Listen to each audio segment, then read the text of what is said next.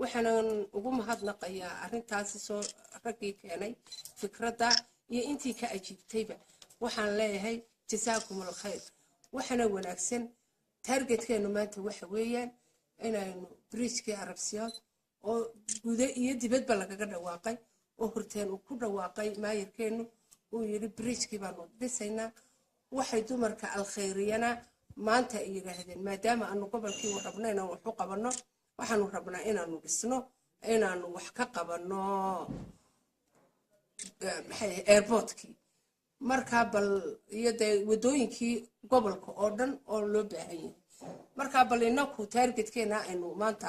caleema saarnay waxa qurux badan in siday ahayd uga baxno $1 hadaynu maalintii qofkii ku shuba bishii lacag bay imanaysaa waxaan leeyahay dhakhtarkeenan dhimirkana inaynu ku dadaalno oo inta inoo hadhayna aynu dhamayno